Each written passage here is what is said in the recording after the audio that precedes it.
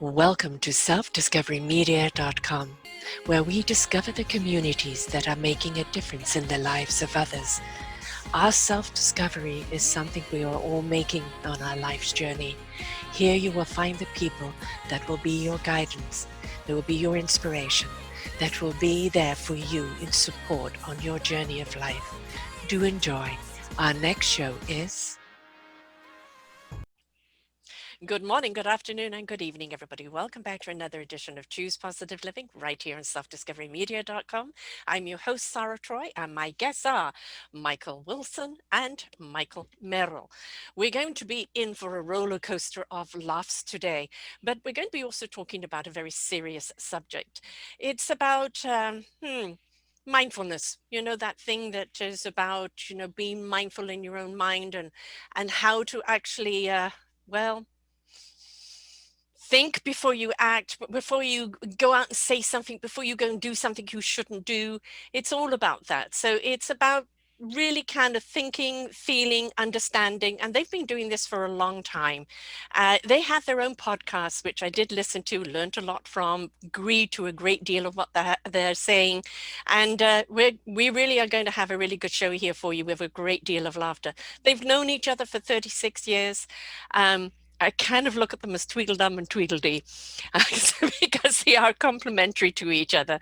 Dr. Myke Merrill has been a pastor of a local church in one of his towns for 40 years. He's graduated magna cum laude as a Bachelor in Arts in Religion and Philosophy and a minor in psychology. And he's also a Master of Divinity and degree in Asbury Theology Seminary with academic honors. That was a long sentence. And Michael and Wilson. Way too much. And Michael Wilson is a social scientist. What is that? And working professionally in education for almost 20 years, along with 25 years in professional religious work. In both areas, he is actively training, speaking, counseling, crisis counselor, leadership department. He traveled around to places including the world, including Israel, Haiti, Central Mexico, and is a father of 5 grown children. And I have just learned that he's also a grandfather of 13 children. I'm the grandfather You're of the 13. grandfather of 13 children. He's the grandfather of 2. I feel left behind. I'm only a grandma of 1. So... No, you're not left behind. One is great. There you go. One is great. I'm truly enjoying it. Absolutely. Welcome to the show, guys. Thank you so much, Sarah. All right, let's try and start off with some nice seriousness, because I know it's not going to stay that way. Serious. But mindfulness, we hear a great deal about that, of being mindful before you speak, mindful before you act, mindful before you even act within yourself. It is not something that people practice a great deal. They are reactors to a situation, and the words that we say to ourselves and the words we say to others is a reflection of very much what's going on in the mind, and very often a disconnect to the heart, soul, and spirit. So let us go around the board and understand your mindfulness understanding here. I'm going to start off with you, Michael Wilson. Ooh, I get to start off today. How exciting! Well, it's that's a fascinating question to begin trying to jump off the cliff real quick into the deep end, is because that's what we're doing here. Mm-hmm. So I think that what we spend a lot of time doing in our world with Mike and I spend is we have a book called Why Do People Act That Way? And the whole aspect of what we're trying to do is to help people understand their reality. Mm-hmm. And so in order for you to be someone who's mindful, that really thinks about what you are responding to and how you're responding, is there's a sense of which people do not really understand their reality, which has a significant amount to do with what we talk about, which is understanding their emotions. What are those emotions? Understanding what their perceptions are. How do you perceive the world? How do your motivations impact your perceptions and your emotions? What drives your behaviors within those 3 of your perceptions, emotions, and motivations? And what is the outcome of that? But the drivers of those things.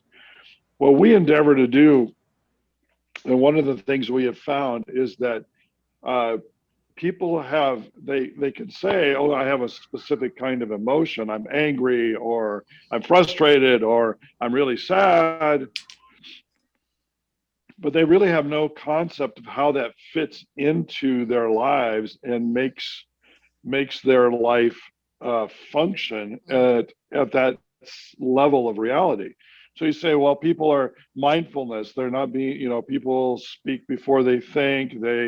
They do before they think. It's like, well, much of that is because they have never understood what's going on inside of them. And what they've been told and what they've learned is things like, well, anger is bad. If you're ever angry, it's bad. And so you shouldn't ever get angry. Well, we're going, wait a minute. No, anger is an emotion, and we contend that every emotion in of itself is neutral. But it's the reality of what do you do with that anger? But anger as of itself, anger can be really a good thing. Believe it or not, just like in fear. Well, you should never be afraid. Well, no. You're in BC. I live in Washington. You're on a trail and you run into a mama bear with some cubs out here. We go hiking a lot. And if you don't have a great, healthy sense of fear, you're going to be in real big trouble. Because if you just think, well, fear is bad, I can't be afraid, I'm like, get out of there. You should be afraid. That's a very good thing. So in a very small context, when you talk about mindfulness, that's such a big topic, but the really core of when we start talking about what that looks like is that we back up and go, wait a minute, let's think about what is underlying all of that drives what's going on in your life of you being mindful or not being mindful. So it's a pretty complex issue without just, I would not simplify that in the sense of saying, okay, well, here's the 2 steps to be mindful. It doesn't work like that. Well, that's the And I mindfulness think itself, is understanding there are 2 exactly, steps. Right? yeah, that's exactly right. And that's what the world keeps telling us. Well, if you just do this, this, and this, everything's fine. And we're going, it doesn't work like that. And, so mindfulness is that's an interesting thing to start off with today and thinking through that. I don't know, Michael, go. Are you awake? I am. We've got him deep in Mindfulness. thought of mindfulness. You just Well, agree with everything I said, right? And so it's okay. We're good But that's my job. to How much agree does he with pay me. you? No, to disagree with everything you say and to correct it somehow. But I'm being very mindful right now of keeping my mouth shut so that your expertise is available to those who are listening. I just got Did I nauseated. just say really nothing using many words? You did. That's absolutely nothing. Nothing. I think one of the things that we do, and I'll say this from the point of view of a male who's a fix-it kind of person, is that in experiencing life, it becomes very helpful to have a good toolbox. And not only to have the tools, but to be able to know how to use them properly. So what Mike and I do is we bring concepts and language and skills and some practice in our training that we do. We do consultations, we do wide scale training of many different settings.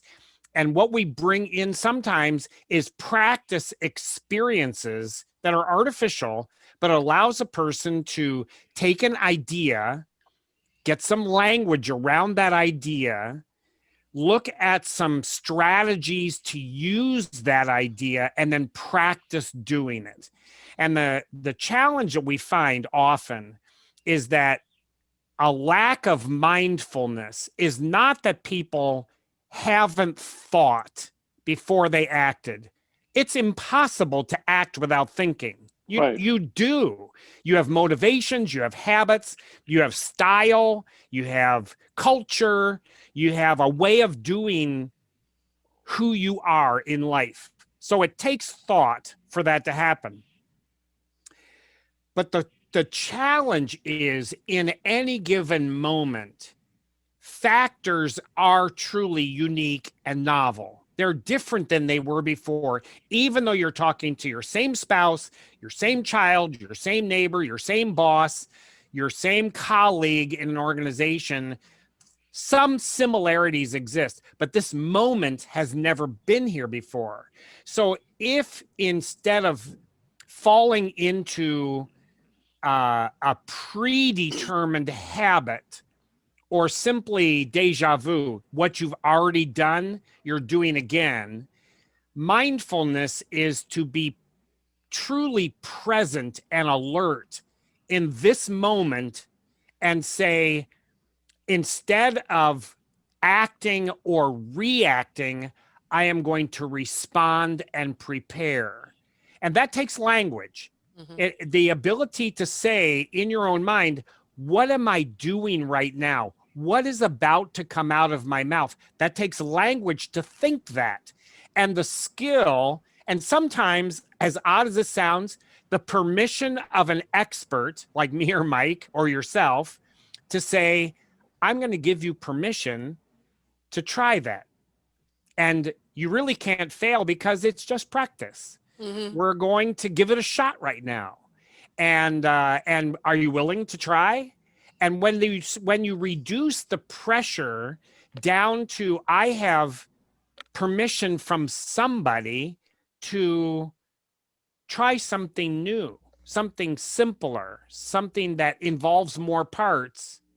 How about that? I can learn. So that's really what we do. Mhm. By the way, I have come face to face with a bear, walking my dog, and I just had a conversation with it, very calm. You know, this is your forest. Thank you for letting us be in it. And there wasn't any fear because there was respect of understanding that it could hurt me, but I didn't invite it vibrationally. So as I wasn't a threat to it, it wasn't a threat to me. And that's where I kind of conduct my life. I'm very much about feeling your thoughts. So I'm a kinesthetic person, and I do believe that in order to understand your thoughts, you have to ignite your soul, listen to that wisdom that resonates with the heart, that goes to spirit interaction, so the mind will know what it needs to know when it needs to know it. And I think if you can feel your thoughts, in other words, it goes through the process of everything else to actually understand what it is you're thinking and how to react to it, instead of just thinking, without all the others being a part of the equation, I think we can get ourselves into less trouble and have more empathy and understanding of whatever we're in, and that participation that we ask people to be about, not reactionary, but participatory in that conversation. Sure. So what do you feel about the feeling of our minds rather than just the thinking of our minds? On the cover of our book that we designed, I designed an image that is kind of like a Venn diagram where four different color heads, human heads, facing the same direction clockwise, are laid over each other at part. Part is its own area, and then part is overlapped. As we drew the picture, we created overlaps between any two, any three, and all four. The four overlapped, created what we call the cinnamon diamond. It's a little brown area in the middle of the four heads where the four colors of yellow, red, blue, and green actually interact. And what we found is that to develop a sense of reality, and my part in that reality, as I understand it, is going to be the overlap, the interaction between my perceptions, my emotions, my motivations, and my behaviors. And each one affects the others dynamically. So if we can begin to at least have awareness and then language about that awareness and the skills to use that language, number one, it slows time down significantly, and the speed of reaction is not automatic. that becomes extremely helpful in Mm. understanding reality differently. You know, you talk about in the thing perception. I'm a true colors coach as well. The 4 key personality traits, and we all have a personality trait that's stronger than some of the others. So as you're saying, the layering of Yes, those personality traits, that perception, and if we could actually understand how somebody else is perceiving something, then we actually know how to actually speak to them in that perception instead of demanding that they understand it from us. correct. Right. That's extremely helpful. One of the things that we ask 2 questions repeatedly. These are what we call essential questions. They're at the essence. When an event occurs, does not matter what the event is, but when an event occurs in a person's life, the first question is, what is this doing to me? How am I interacting, reacting, seizing, falling away from? Am what is this doing to me? And the second vital question is, what do I do with it? Mm-hmm. How does it proceed back out from me into my interactive world? And so, in every situation, in business, in education, in families, in churches and synagogues, and social organizations, and online, in every kind of situation, the events that occur in our lives, bring them to these 2 questions. What's it doing to me? What do I do with it? Mm-hmm. One of Mm-hmm. the things that's fascinating about all of this, I think, is that in regards to what Mike is talking about, when we talk about being mindful, we talk about our emotions, we talk about our feelings.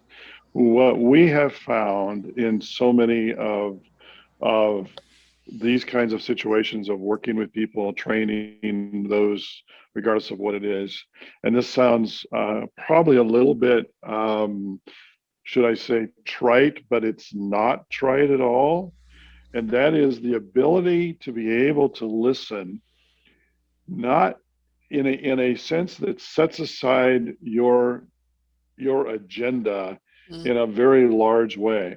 And I would say that, to be blunt, the people who have the most difficult time with doing that tend to be people who are professionals or experts or whatever, because they have spent all this time, energy, and effort to develop a system or develop whatever there is going on. And then when they interact with people, they're not really listening, they're not hearing what is going on because they're processing it through this grid that they're coming up with an agenda Mm-hmm. of how they're going to work through all this. And in many respects, that aspect we train on how to do that very thing. And we find that people have a difficult time if you say, okay, how can I be mindful of someone? In our country right now, we're having Mm-hmm. significant.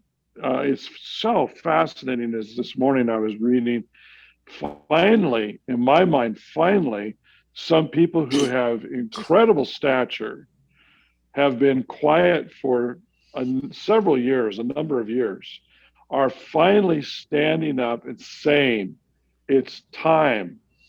We have to move beyond the yelling at each other. Yes.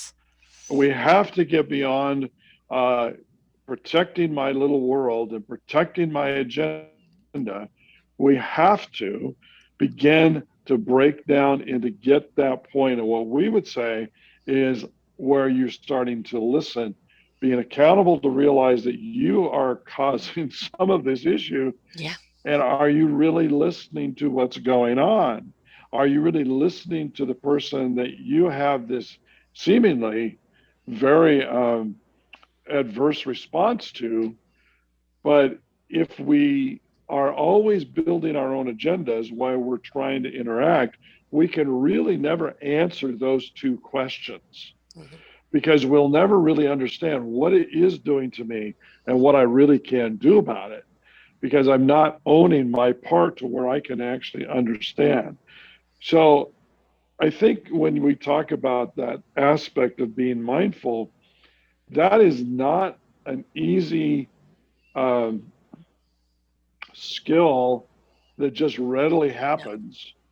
you have to really practice and work at that. And we do a significant amount of that with people and really challenge people at that level to do that. And it actually, it gets a lot of fun, but Yeah. it's very interesting how difficult that is for many people to set them aside. Just think about family gatherings and Mm-hmm. how that works. I Mm-hmm. mean, when you have a celebration and everybody shows up, and how is that interaction going?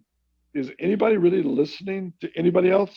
Or are we just have our flagpole, stuck it in the ground, and it's like, okay, sure, go ahead and see if you can take my flagpole. I mean, Mm-hmm. it's like, what you're never going to have the kind of dialogue and conversation that you want or need, if you will. Sorry, Mike, to be able to transition past some of those things.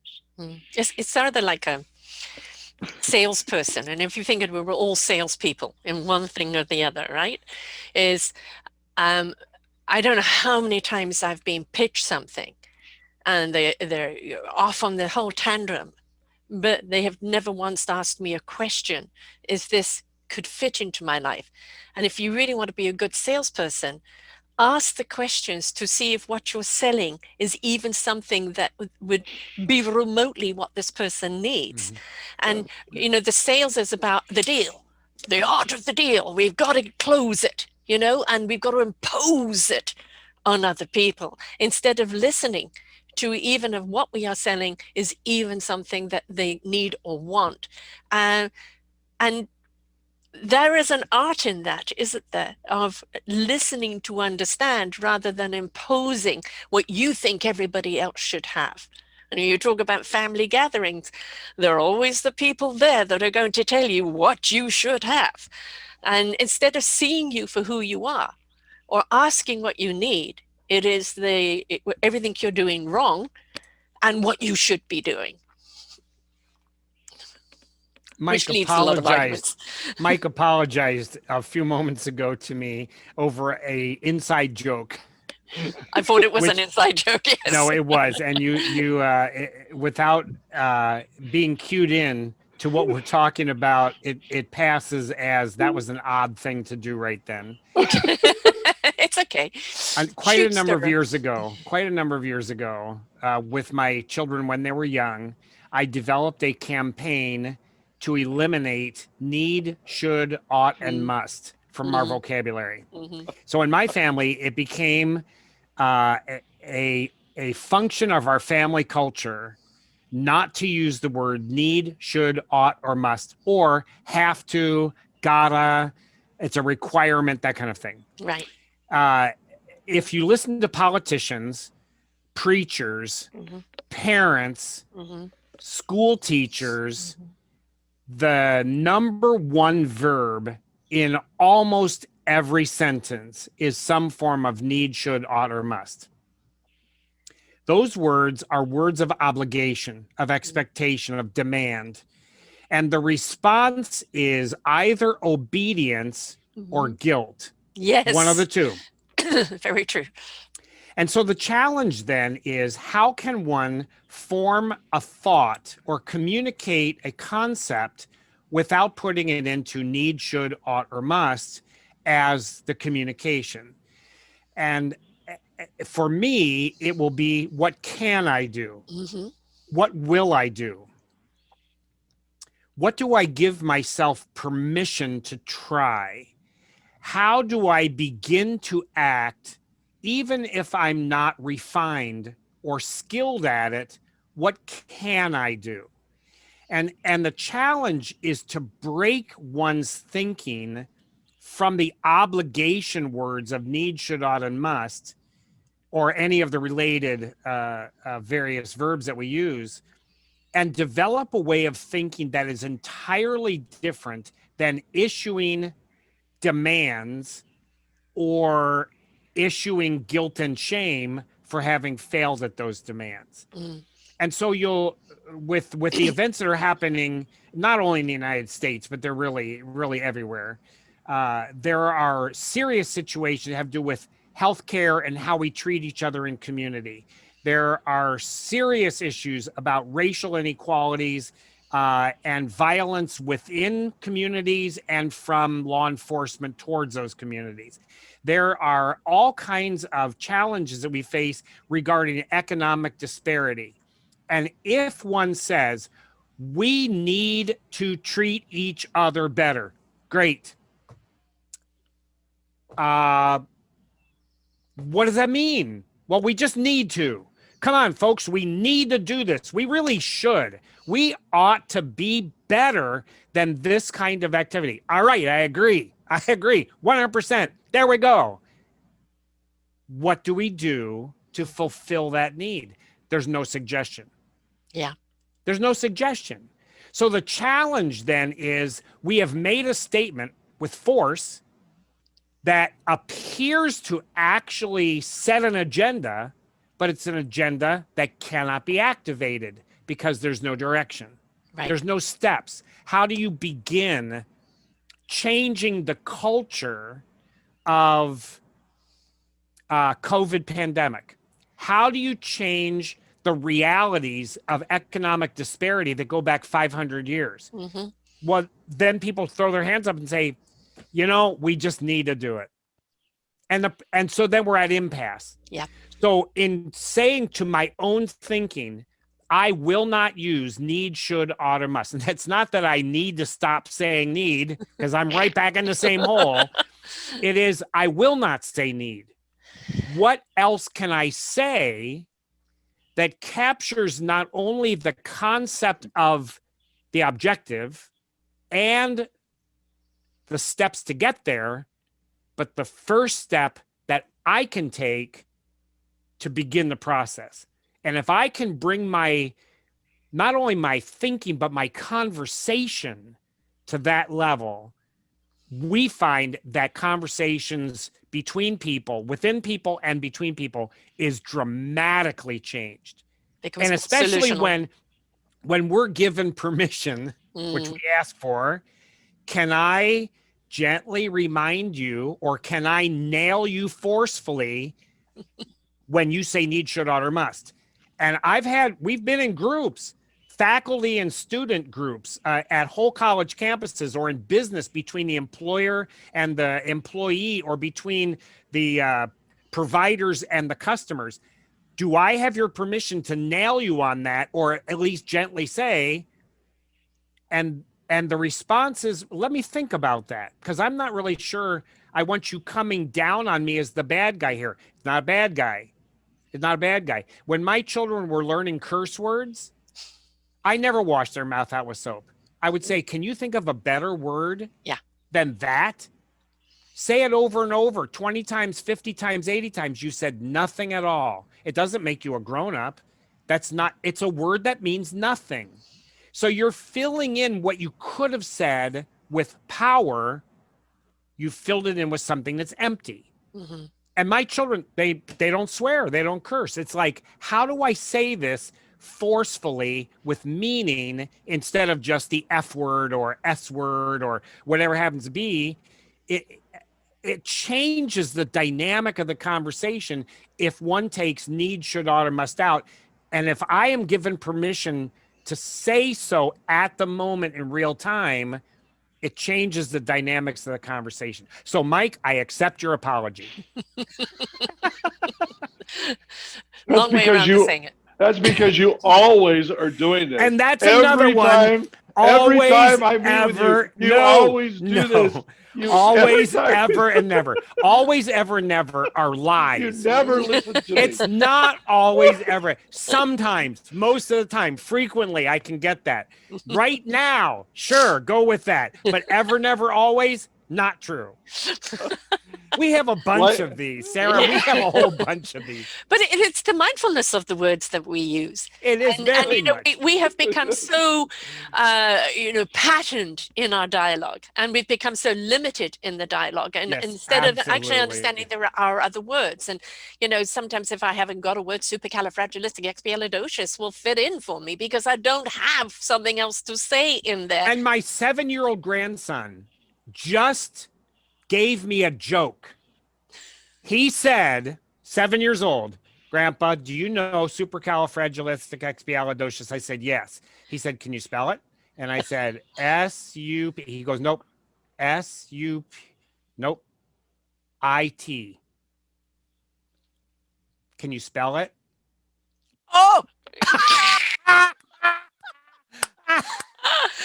right.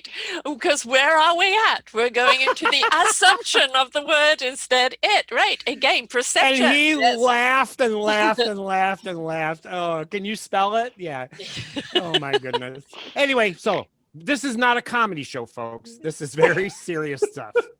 No, not at all a comedy show. No, not at all. I- But if we can't laugh at serious subjects, we're going to be, the white coats are going to come and take us away, haha. Yeah, that's true. Because, we can Yeah. get really entrenched in the desire to have changes. I was given a saying 3.5 years ago, is the universe is going to shake us up, to wake us up, for us to step up, to change it up, and grow up. And the grow up is a double entendre as a Right. human being, but also raise up our frequency. We know change has to happen, but it's the how. It's the invitation. And if you Exactly speak right. in an invitation, you're opening up that dialogue of possibilities, of igniting the creativity within us, because there is always a solution to a problem. When you invite minds to come together, hearts and souls to come together, to in permission to share what their perspective is on it. Because when we put all those perspectives on the table, there's going to be something there that goes, oh, I like that one. Mm-hmm. Let's go, let's explore it. Let's see where it goes. But I think in a lot of ways we've lost our exploratory nature. We've lost the desire of language, or the desire, we've become so reactionary to everything instead of responsive. And I mean responsive in a way of, instead of reacting back with the slap in the face, but coming back with a response of your understanding, furthering the dialogue, being more invitational, taking a breath. It's listening, taking a breath before speaking, I think is really, really important. And I just do wish that people would be more open into exploring what is possible, rather than just kind of going, well, it is what it is. And it is what it is because we become complacent, because we were unwilling to explore what can be done about it, what we can each in an individual do. We're waiting all the time. Finger pointing, government can do it, religious things can do it, education can do it. There's three pointing back at us and saying, what are you doing about it? Because it takes each and every one of us to step up to create the change. Well, one of the challenges is that people will say, there's nothing I can do about it. Ever, never, always language includes nothing. Ever, never, always says it to the extreme. All the anecdotes that are in any aspect, not the extreme, are eliminated. So now we have all, none, never, always, those kind, and it eliminates the reality of the middle. The option is one of my favorite phrases of life is, I can't do everything, but I can do something. Yeah. So Do I'm going to something. do that. So Yes. I'm going to do that. Yeah. And on all these world stages, there is the nature of the problem can become so overwhelming as to simply stop forward movement entirely. I cannot push a boulder that size out of its place, but I can chip away at it until it's smaller. So I'll do that. The reality is, or you there's can always invite other something. people to join Yes. you, And- where you collectively can do Right. it, right? Correct. We don't have to be the saviors of everything.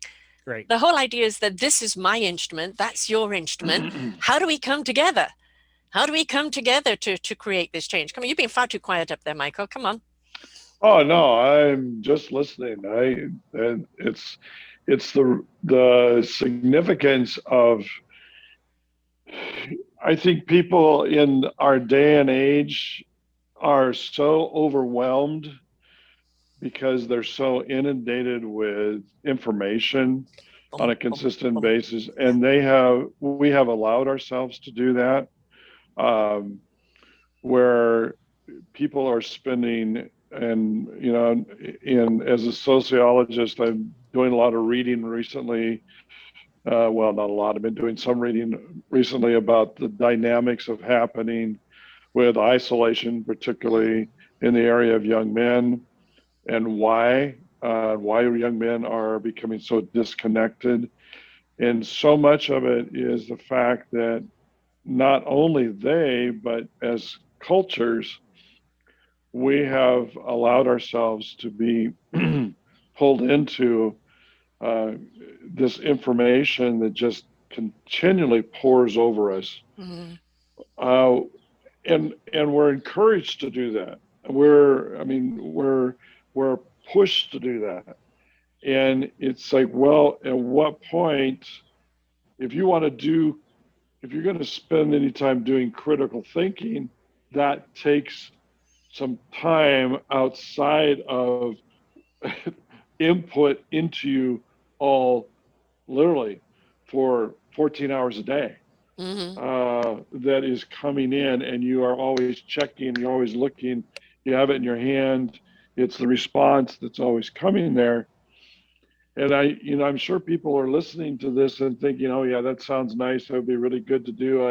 I wish I had better words to use and I could figure out how to do that. But first off, I'm not sure I know how. And second, oh, wait a minute, I just got 3 texts. Oh, wait a minute, Yes. I got 3 Instagrams. Oh, wait, I just got 27 Twitters. Oh, wait a minute. Wastebook just gave me, Tweets. They're 14, not Twitters. 14 Breathe. Twitters, 14. Can't you get with the 21st century? See, we also use Tweet, tweet, shaming. tweet. No. We use shaming as well. And Yes. and the idea of having something happening which another person is not on my wavelength, I can use shame and Yeah, embarrassment to Mhm. try and compel exactly what Mike is talking about. right. And of course, social And media it, is a platform for that, isn't it? Well, right. absolutely. And you can tell it really affects me when people say stuff like that to me. So, The It was shame is it was written all a over your learning face. Yeah. option. We're practice. This is a skit, Mike. oh, I forgot. Okay. And It's so like people this. who are watching and say, "Oh, I could do that." It's like the stone tablets I keep sending to you guys that have all my ideas on it. And Yes. the postage is expensive, though, for these Yeah, things. it will be an amount of time it takes to carve those things. Yeah, exactly. You have a point there, though. It is I, I do my own show every week as well, and I did one on discernment the other day, of discernment of the knowledge, discernment of what keeps coming at us. It's like, does this relate to me? Do I need to know this? Is this going to advance me? Am I going to be able to use this information productively, or is it going to slow me down? And it's like discerning the amount that you take in, and being able to say no, stop, I'm time out. For me, 5 o'clock, Right. computers down, I'm finished my work day. However much work I still have to do, I have to put a limit on it. Yeah. And Good. I check my email. That's when I have kind of the text conversations with my kids, because they don't know how to phone, and that's that generation, right? So other than that, check the emails to make sure there's no cancellations for the next day, and that's it. I'm off. Yeah. I'm off that media. You have to put your own boundaries there somewhere. You have to be discerning of how much time you're giving something. People have talked about for years about robotics taking over. Excuse me, folks, they already have. Yeah. Your cell phone has made you a slave. So who's in control here? Correct. I think one of the things that's been interesting in some of the material I've been reading, the dynamic, and I'm trying to remember where I read this. It was about a month ago, but the dynamic we talk about in coming back to our book and talking about perceptions. We believe there are 10 perceptions. And one of those perceptions, we believe that's a very real one, is imagination. Mm-hmm. And imagination drives so many other aspects of our thought process. Creativity is another one. Mm-hmm. The problem we've run into that we have become so ingrained to, and we don't even realize what it has done to us.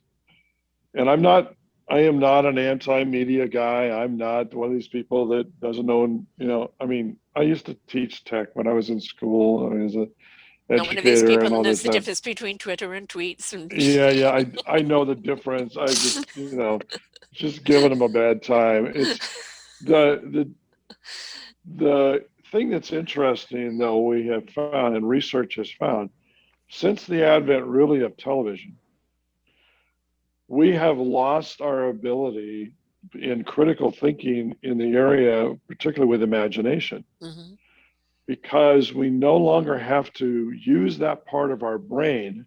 yeah. We see it. So if you say, well, that's not true, let me give you something to try that's really fascinating. Next time you're in, oh, I don't know, I mean, churches use these a lot. I used to see this in school all the time when we would be in massive assemblies with 1,000 kids, high school kids. What would be fascinating to me is there'd be somebody up front in high school with all these high school teenagers. They would be incredibly gifted, incredibly charismatic. Students were having an awesome time. They were laughing, it was carrying on. There was all this kinds of stuff going on. And there was surface noise, if you would, audience surface noise, which is normal, a certain level. The moment the lights went off, hmm the video came up, every kid was glued to that screen and they were Yeah. quiet. hmm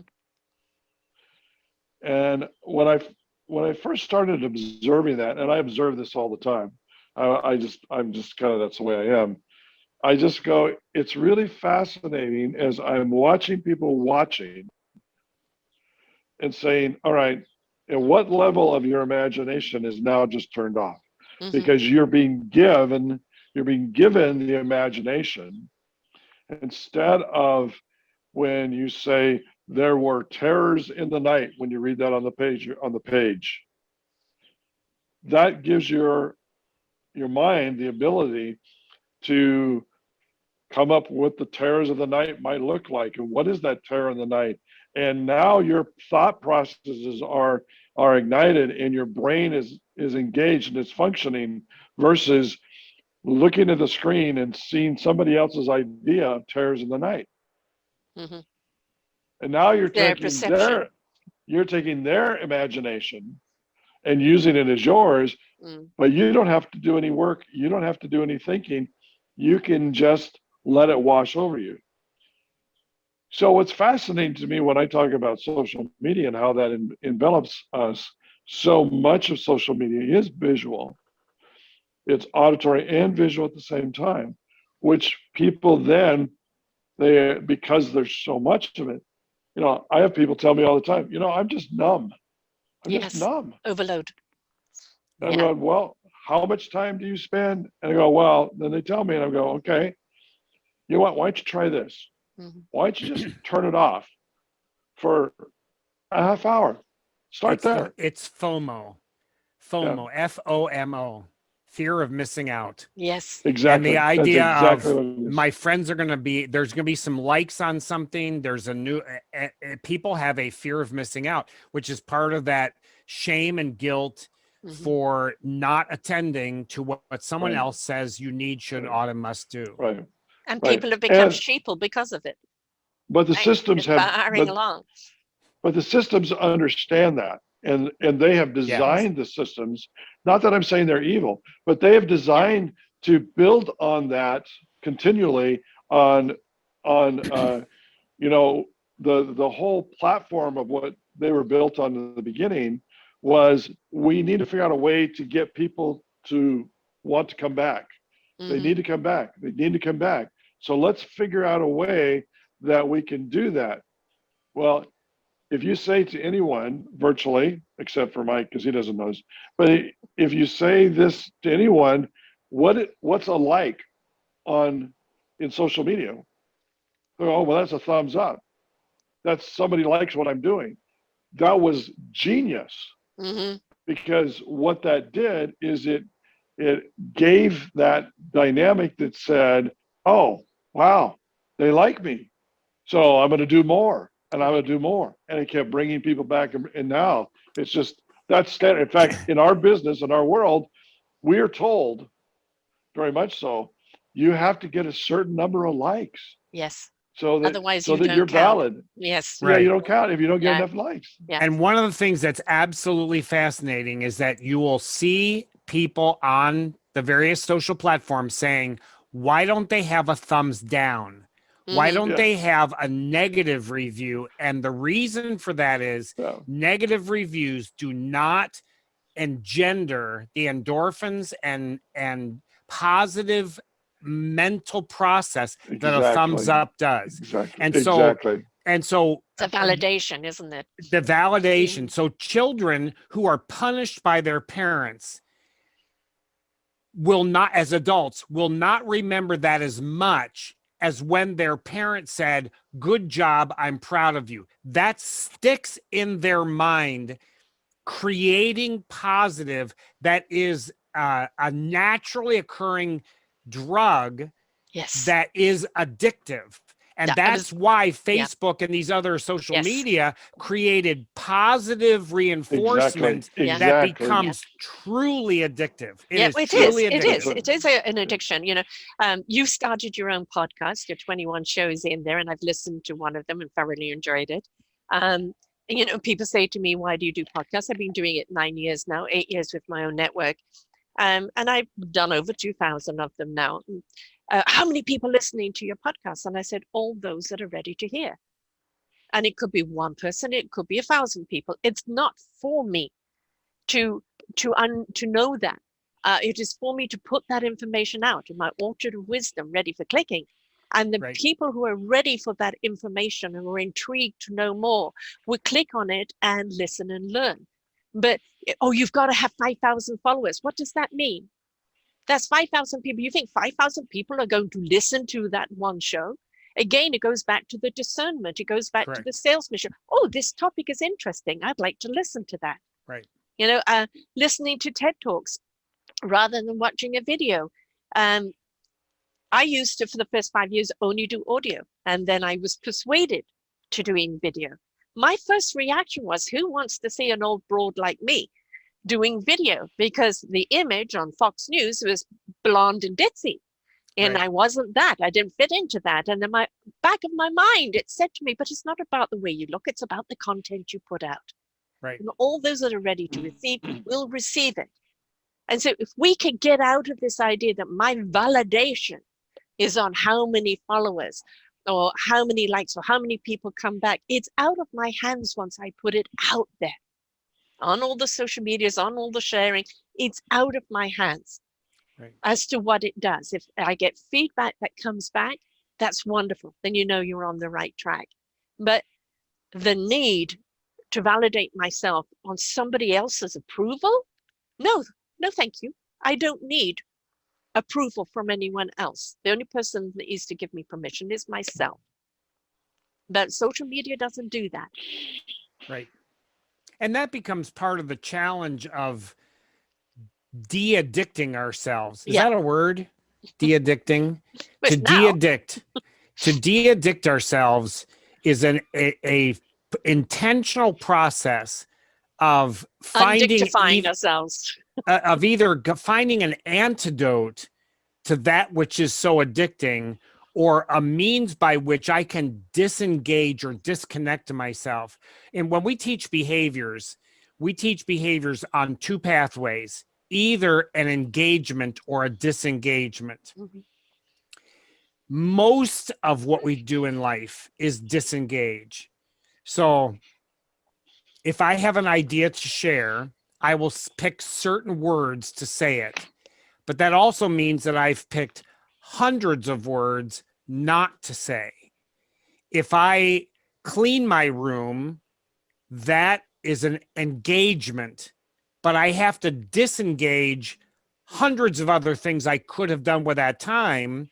So engagement is one part of the process, and disengagement is a much broader aspect of dealing with something. The challenge in de-addicting ourselves has to do with that disengagement process, and that that in itself can become massively overwhelming to try and do. So the people say, I'm giving up. Yeah. I'm addicted to it, and there's nothing that I can do about it, or nothing that I want to do about it. And so it persists, it goes on. But finding that de-addicting process, to put the phone down, to close the computer screen, to walk away, to go on a walk, or join an actual ball club and get out and play, becomes amazingly challenging in today's world. Well, just as we have Alcoholics Anonymous, we need Social Media Anonymous. Yeah, that's true. You know, it's, That's right. my name is and I'm addicted. Excuse me while I That's take right. this text. Yes. So it's somewhere along the line, that's self-awareness. Yes. Where is my time going? Where is my life going? Yeah. Yeah. I mean, there's actually groups that here in the States, there's actually groups that do that. It's 12-step groups on how to get unaddicted to social media and de-addicted. That's the word I just made up. If I we're going to know, start a tradition, you have to use the right language. I was thinking need to. on You really unaddicted should. versus de-addicted, and I feel like I need to, and I should, and I ought, but not everyone I'd identify, is using quite honestly. not everyone is using it, and I always go with what everyone does. Oh, do you really? Yeah. But that is actually the trend, isn't it? You don't want to rock the boat. Wait, it's good enough for my mother and father. It's good enough for everyone else. Don't rock the boat. Just Right. do the same as everyone else. But I'm not the same as everyone else. So why should I follow a path that some other people have taken when it's not my path? Identify your own path. But that takes a certain amount of identity strength for a person to be able to say, my value comes from within myself rather than from the reaction or the responses or the kudos that I get from others. That requires some measure of personal identity integrity. And the challenge to is get there. And it can be work. It or is. sometimes the work is letting go of the feedback, the constant feedback that might happen in life. And if a child has grown up not having an internal locus of value, but only an external locus of value, the challenge then is, as they move through adolescence and adulthood, how do they develop an internal locus of value when they've never seen that, experience that? So the parent that wants to create a disabled adult will say, I will love you when you do the dishes, clean your room. I'm not loving you right now because you spoke meanly to me or you hit your brother. And the difficulty is some children end up in rebellion, but others say, I will do what mommy or daddy wants because then they will love me. Yes. And so, and that happens enough in childhood. Love should never be the punishment. Right. The condition. And so you love and you do the other separately. Absolutely. So when I was raising my children, Pam and I, my wife Pam, we came up with a verbal definition of what we were doing as parents. And we've taught this to others, but for us, it was critically important because I did not grow up in a family like this at all. Pam's a farming family from a small town in Western New York. Her family did this, but they didn't have the words for it. My family never did. It was quite counter to that. And that is, we are raising successful adults while they are children and teens in our home. The objective we have is not obedient children. We do not want respectful teenagers. We don't want academic successes. We don't want shining stars of compliance. We want sheeple. We want successful adults who look back on their childhood and adolescence in our home and say, I am who I am now because of my family, as opposed to in spite of it. And so we've gone to parenting groups of young parents and say, let me propose a job description for you. you are raising successful adults. Right now, the successful adult is 4 years old and has been entrusted to your care. That child will not clean his or her room. As an adult, what skill or outcome is going to be helpful to them to start learning right now? Compliance or natural consequences? And so now you say, okay, how do I teach natural consequences? Well, they have toys that get broken. They have clothes that remain dirty, things that they're looking for they can't find easily. Say, okay, say to them, this is a natural consequence of a room that's a disaster. If you like spending 25 minutes to find the shirt you need for sports, Yeah. okay, I'm not going to help you find it. Dig through all the stuff on your floor until you find it, wash it in the sink, hang it up to, that's a natural consequence. Yeah. And when a child does that, when we did that with our children, their sports uniforms went in the laundry. They learned how to do laundry when they were 6, 7, 8 years old. Their own laundry with the machine, get it out of the washer, into the dryer. They learned how to do that. They still, as adults, know how to take care of their clothes and their possessions. It's teaching them boundary, what their boundaries are, isn't it? It's like where the limits are. Yes. And, my kids tested those limits. And I brought them up to say, human beings test exactly, and I brought them up to say, okay, you don't know how far you can go, but listen to that little voice. Yes. Listen to that feeling that says, don't do that. And they're going to have to fall a few times before they register that that voice should have been listened to. And as parents, instead of, I can reprimand the choice, but that has got nothing to do with how much I love you. Never, ever use love as a punishment, ever. And, my kids, I've got names on my hair from my kids, they definitely put me through the ringer. But at the same time, who they are today, because they experimented with their boundaries, they fell, I loved and nurtured them. They understood the consequences. Right. And they've known, okay, if I do that action, that's what it's going to cost me. And if they always understand what it's costing. They are successful adults now, they're still doing it. So when a boss, to the end of time, right? Right. When a boss comes in and starts creating an unhealthy environment to one of your daughters, if your daughter at the age of 41 can say, don't you dare do that. Right. I realize the risk of standing up to you. Now you've created a successful adult. So at times, the one illustration you used is when you hear the voice, I'm going to listen to that and not do something dangerous. Sometimes you say, I listen to the voice and I say, shut up. I'm doing it anyway because there's a greater good on the other side through my disobedience. It's measuring up the risk. Right. And that becomes jumping out of the plane without the parachute, maybe the voice that you need to listen to. Right. Sure. But that's also how you invent the squirrel outfits that allow you to sail. I mean, the reality is it's not obedience or disobedience that is successful adult living. It's wisdom. Yes.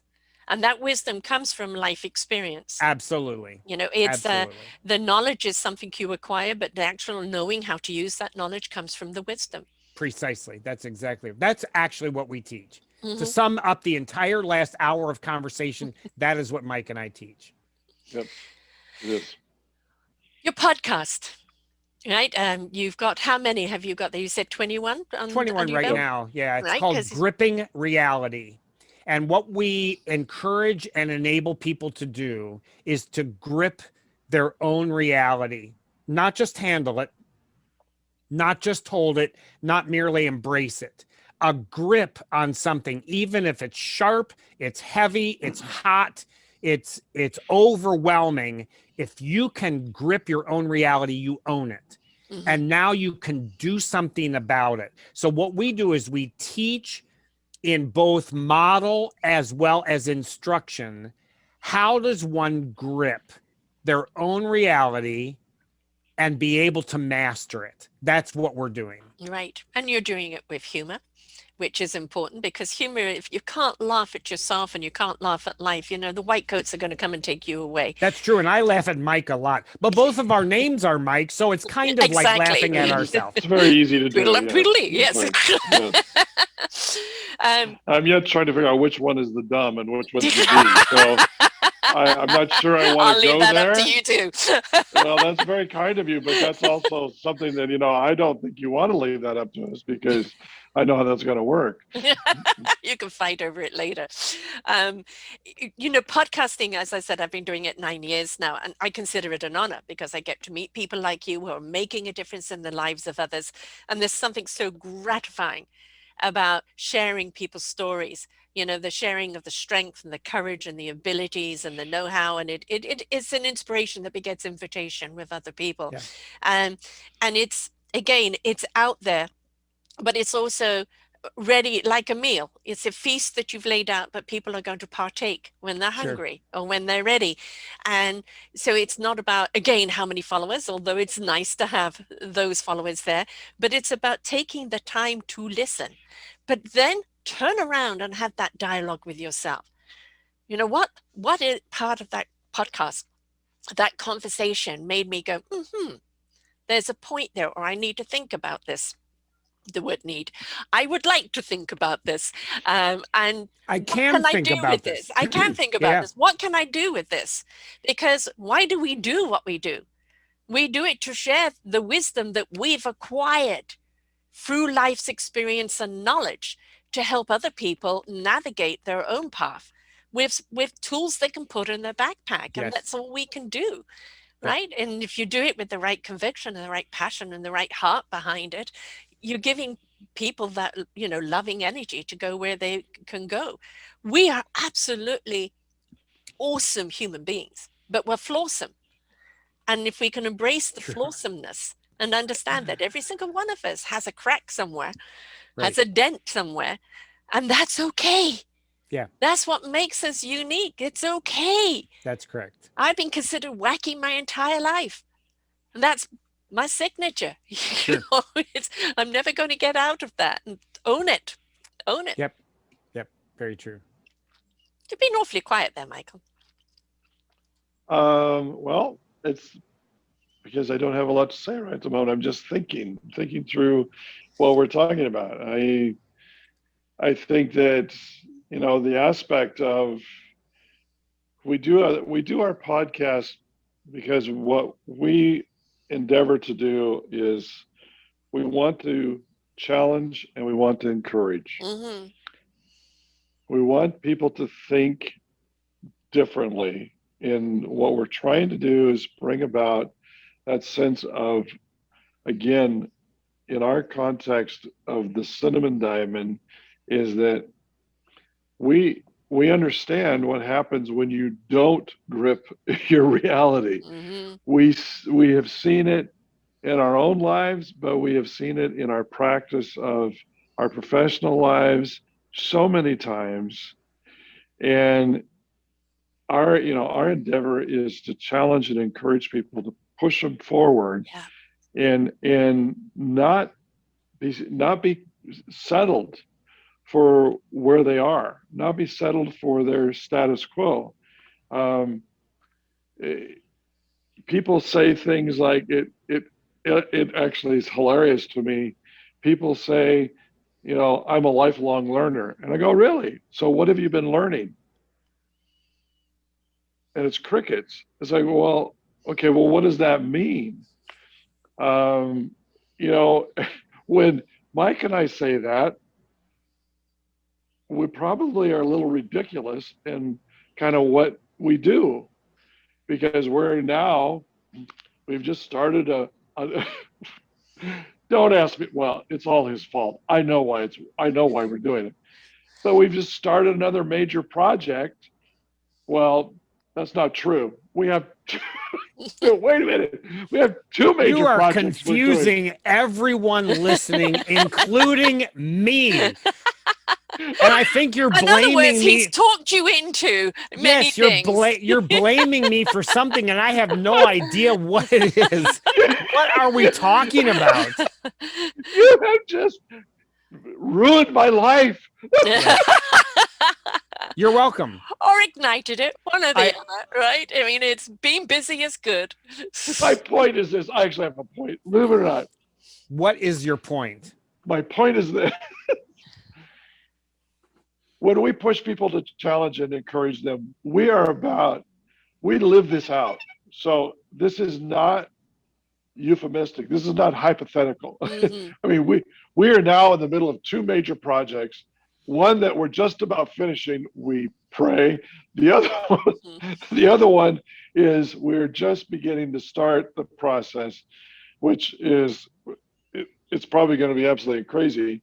And then on top of that, I mean, I decided that I was going to go back to school, so I'm working on my master's, and Mike is doing 27 other things. And so the point being is that when we talk about challenging and Mm-hmm. moving forward and being lifelong learners, I guess the bottom line is we're putting our money where our mouth is. Right. Because to be frank about it, he and I both could just pretty well kick back and not do a whole lot besides go on long walks. You're And speaking purely in theory. I could not do that No, at all. no. But in theory, two 60-something-year-old men Yeah. who have retired could go golfing, get in our golf carts, drink a beer, and reminisce about the old days. Yeah, the yeah. good old days. In Yes. Good old days. theory, Yeah. in theory, theory. we could do that. That's not going to happen. Not in this No, club, that's not right? gonna- No. no. I It's told the my reason to get children. up every day. You gotta have a purpose every day. I have told my children and my grandchildren on my day of death, I want them to teach me something that I never knew before that I might be able to use. Mm-hmm. I don't care if it's a new word Yeah. in a language or a skill that they learned in a sport. I want them to teach me something the day I die that I could use if I had another day. Right. That for me is being constantly curious. And the challenge that we have in much of life is the sediment that life itself has weighed down so heavily we've stopped being curious. Stop To living. me, that is my objective. I can't say to anybody else, any of your reviewers, what you need, should, ought, or must do. What I'm saying is being constantly curious about something, anything, is going to keep you alive, vitally alive. Yeah. Right. It's a meaningful purpose. You know, we want something that's going to get us up every day that we can look forward to doing. And, you know, you can only do so much amount of fishing or rocking on the chair on the porch. There's people that like to fish and they go every day. I have say they play the same golf course. I that doesn't bother me a bit. Right. I'm not going to do that. No, I have a girlfriend who's retired, a school teacher. She's busy 7 days a week with this and that and book club and everything else. You know, it's like she's doing something with her life. And what we're really saying is that don't get complacent. Don't come to a full stop. You haven't exited the world yet. Yeah. And while you're still in this body, continue to live, continue to be curious. Wonderment is a wonderful word. And if you're constantly living in wonderment, you're constantly willing to learn and explore. And it's exploring yourself. I mean, I started doing this at 57. I'm 66. And it's like, if you told me at 55, I'm going to be learning how to do all this editing and podcasting and interviewing people around the world, it would have been, not me. Right? Somebody invited me to do it on another network, and it was like, well, let's give it a try.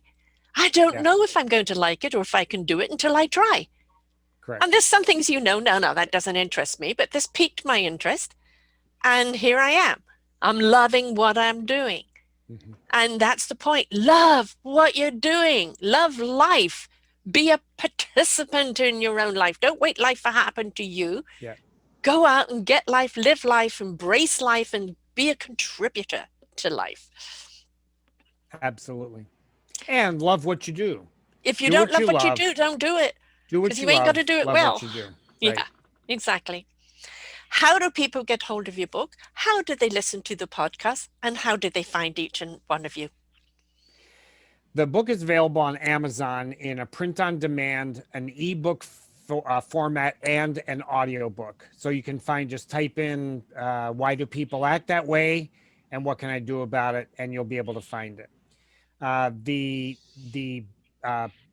podcast is called Gripping Reality, not ripping reality. We don't rip on anything. We grip it. We get a very tight hold. Gripping Reality is on YouTube right now. And if you want to send an email, you can send it to Mike@grippingreality.com. And you can spell Mike with a Y for me or an I for Mike Wilson, either one of us, and the email will get to us. And then we share everything. So it does not matter whether you write to Mike with a Y, Mike with an I, Mike@grippingreality. And we're available for speaking, for teaching, training, consulting. And we're available on Facebook and Twitter and yeah, we got all that too, and LinkedIn. Right. So I mean, yeah, LinkedIn blah blah and blah. Right. blah blah blah. We have all People, that. So they know how to find us. yeah, And if they just go don't, ahead. yeah, too bad. Ask somebody else. Kudos to what you're doing. You know, the book and the podcast, as I said, I did listen to one and I enjoyed it very much. And you know, you do things with purpose. You've got some real drive behind what you're doing and what you're trying to impart, but at the same time, you also do it with a lot of humor. And again, if we can't inject humor into our life, you know, laughter is not only great medicine, but it is just, it's a wonderful invitation. It's very, very inviting, intoxicating. And so we've got to learn to laugh, you know, a lot more at life, at ourselves, at everything else. Because you know, there's things that you need to take seriously, but if you don't laugh, you're going to get bogged down with the seriousness. And the ideas are the soil. Mm-hmm. Laughter is the fertilizer, and you know where fertilizer comes from. Yes. Right. Full of nutrients. Nutrients, that's what we call them. Yes. Exactly. It's been wonderful having you guys on here, and please keep on doing what you're doing. Keep on laughing, and you know, you're also showing everybody, young and old, that it doesn't matter what the age is. Right? If there's the meaningful purpose, if there's something you've got to share, if there's something that is a passion, you can still do it. The oldest person I've interviewed is 88, that has her own TV show, and the youngest was 10. So the thing is, we can learn from each other. Doesn't matter what the age group is, and never ever put age as a barrier. Okay. Right. All right. Thank you so much, guys. Until next time, folks. Remember, listen. You've got a lot to learn from it. Bye for now.